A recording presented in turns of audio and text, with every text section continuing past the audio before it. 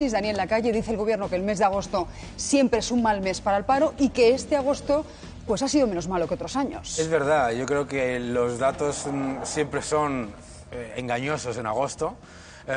Pero si lo vemos, lo que por ejemplo el año pasado también se comentaba que los datos habían sido malos y se crearon 360.000 puestos de trabajo desde ese agosto. Yo creo que importante, pues ha aumentado la contratación a tiempo indefinido, es decir, yo creo que eso es un elemento muy importante, y luego que en términos desestacionalizados, es decir, quitando el efecto verano, el paro continúa reduciéndose. Entonces yo creo que eso merece la pena mantenerlo en mente y que se puede crear muchísimo más empleo, claro. Es un mal mes porque se acaban las contrataciones de verano. Efectivamente, es un mal mes porque se acaban las contrataciones de verano, también hay campañas de otros sectores en los que se pierde empleo, pero se han firmado más de 1 millón de contratos nuevos. Yo creo que eso es importante también entenderlo. La afiliación sigue a niveles muy positivos, muy por encima de los niveles de los últimos 3 años, y yo creo que lo que tenemos que ver es cuál va a ser la evolución de aquí a los próximos 12 meses. Y yo creo que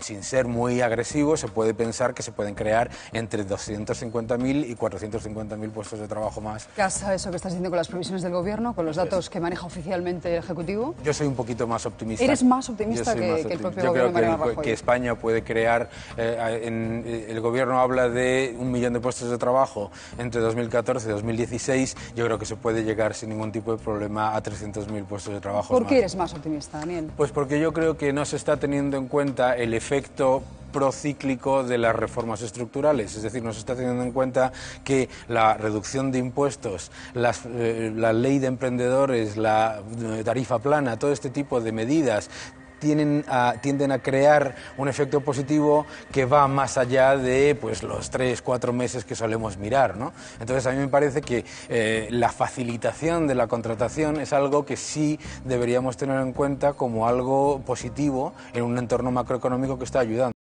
Parece que van siendo más contundentes las valoraciones de los líderes europeos, y el viernes se tiene que ver Mariano Rajoy con David Cameron, con el premier británico. Entiendo que llegará un apoyo parecido al de Angela Merkel, ¿no? Yo estoy seguro, porque David Cameron se ha encontrado ahora, por ejemplo, que después de hacer un referéndum, como perdieron el referéndum, resulta que los escoceses dicen que hay que hacer otro referéndum porque lo hemos perdido. Entonces, el concepto del referéndum ha sido un error en Inglaterra, en mi opinión, entre otras cosas porque lo que has conseguido ha sido simplemente nada, porque dicen, bueno, hay que repetirlo hasta que ganemos, ¿no? 6, 7, 8 veces. Yo creo que el problema fundamental también aquí es algo que no se está diciendo constantemente, aquí hay un problema económico. Aquí hay un problema económico. La independencia de Cataluña, si no está aprobada por el resto de la Unión Europea, significa que no hay apoyo del Banco Central Europeo en ningún caso. Y eso tiene unas consecuencias crediticias enormes. Y eso, no sé por qué, no se está repitiendo una y otra vez, porque es para mí la parte central. Y además es la parte central de la decisión por la que Alemania, Francia, Inglaterra, Italia van a decir que no apoyan un proceso soberanista, porque te encontrarías con un sistema en el que el Banco Central Europeo estaría todavía con mayores problemas de responsabilidad y de control de muchísimas más entidades soberanas. Entonces, simplemente es que no va a poder ser en una Unión Europea que lo que busca es unificar, no desagregar, ¿no? ¿Preocupa este asunto a los inversores? Es decir, cuando tenéis esos roadshows que se pregunta sobre muchos aspectos de la economía y de la política española, ¿Cataluña aparece? Hombre, aparece desde un punto de vista de riesgo, pero no es un riesgo que hoy se considere importante, porque todo el mundo entiende que el efecto sería tan negativo a medio plazo que se tiene que llegar a algún tipo de acuerdo. Todo eso lo entiende todo el mundo. Nadie asume esa especie de Arcadia feliz de que al día siguiente va a ser una secesión expansiva, porque no existe el historial de secesiones expansivas. Siempre que ha habido una secesión de un país, siempre ha habido una enorme caída del Producto Interior Bruto durante 2, 3, 4 años, riesgos en las pensiones, en la seguridad social, etcétera. Todo eso lo sabe todo el mundo, entonces asume que la ciudadanía pues y se llegará a ganar tipos. Ayer recordaba La Guardia que Gordon Brown fue determinante en el referéndum escocés, y lo que hizo Gordon Brown es básicamente recordar que las pensiones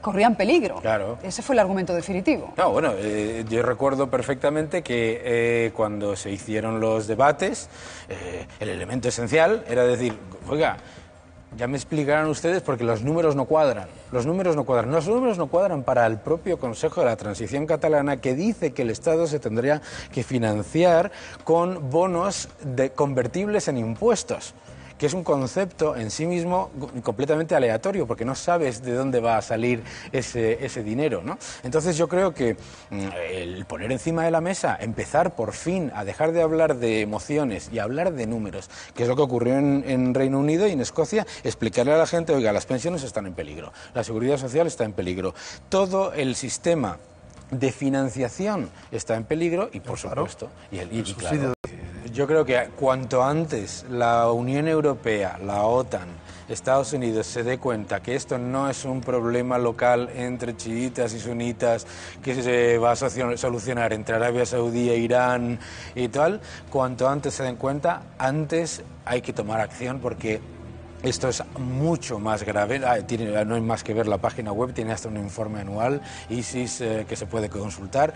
No es una broma y, desde luego, como tú bien dices, no se puede solucionar con pequeños parches de traer unos cuantos refugiados, porque de lo que estás hablando es de una crisis humanitaria generada por un grupo terrorista. Cuando Angela Merkel dice que esta crisis migratoria pone en peligro la libre circulación de personas por las fronteras europeas y que tal vez tengamos que cargarnos el Tratado de Schengen, es un mensaje que va muy dirigido a Gran Bretaña. Se queja Angela Merkel de la falta de solidaridad de David Cameron. A mí me parece un poco sorprendente, porque en Reino Unido es el país que más inmigrantes netos recibe de toda la Unión Europea.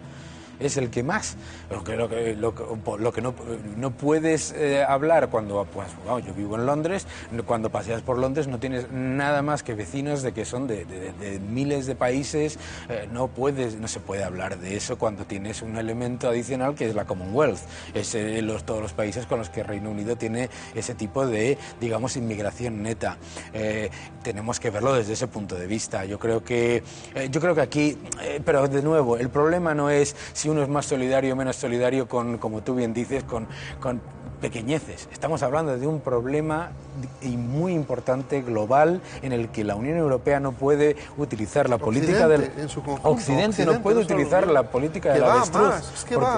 ¿Por qué, Daniel? ¿Por qué nos encontramos que el paro ha descendido en Galicia, Canarias, Asturias y ha subido en todas las demás? Bueno, tienes, de nuevo, electoral. Es que el agosto es un mes muy complicado en ese sentido, pero vamos, fundamentalmente lo que tienes es que el desempleo ha aumentado en lo que es el sector servicios por el tema del turismo, por supuesto, también en la parte agrícola, en la que hay un efecto de las campañas que se terminan, etcétera, y la industria, en cambio, ha sido pues prácticamente normal. Yo creo que entonces lo que está mostrando ese mapa es simplemente que en aquellas comunidades en las que hay un elemento en el que la industria de servicios y turismo tiene un recorrido mayor, están bajando el desempleo, y que además en los meses, algunas de esas comunidades, en los meses en los que se ha creado más empleo de manera más intensa en los últimos meses, tampoco han sido de las que iban a la cabeza. Entonces estamos viendo casi un efecto,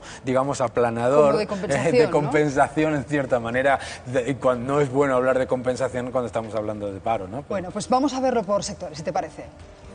Y lo vemos por sectores, como estabais comentando. Aquí no hay mucha sorpresa. Destaca el aumento de la ocupación en actividades sanitarias, en servicios sociales y en ese sector de la hostelería, que es muy de la campaña de verano que estamos cerrando en estas fechas. Y es habitual que en el mes de agosto descienda la ocupación en esos sectores clave, como son educación o agricultura. Al terminar las campañas de recogida, son precisamente los que ha bajado el paro en el pasado. Has comentado, tú además decías que es incluso más optimista que el gobierno en sus previsiones oficiales. Un poco más si se mantienen las reformas y se sigue acelerando pues lo que son las medidas de facilitar la contratación, ¿no? Tema déficit, ¿cómo lo ves?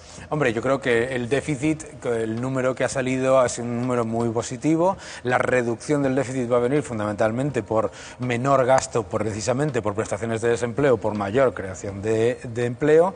La recaudación también ha aumentado y yo creo que eso también es un elemento positivo. Tenemos que tener mucho cuidado al analizar el déficit, porque siempre está el efecto Navidades. El gasto público hace algo así como a partir de octubre empieza a subir, Entonces Entonces, ahí es donde tiene que haber un proceso de monitorización importante para que no se dispare el déficit entre octubre y diciembre. Y ya lo último, el consumo. El consumo. Parece que se está reanimando en estos últimos meses. Yo creo que a mí siempre que la gente me dice es que la recuperación no se ve en la calle, hombre, pues los datos de consumo minorista no pueden ser más positivos. Los datos de venta de coches, los datos de consumo minorista son muy positivos y eso demuestra que la recuperación está empezando a verse en la calle. Se tiene que hacer mucho más y se puede hacer mucho más, pero yo creo que el ejemplo lo ha puesto Alemania. Es el único país de la Unión Europea donde el desempleo está por debajo de la tasa natural de desempleo y tenemos que hacer lo que ha hecho Alemania, que es que crear mucho más empleo, formación desde el trabajo, mejora de la contratación y apertura. Eso es lo que... Bueno, pues Daniel Lacalle, señores...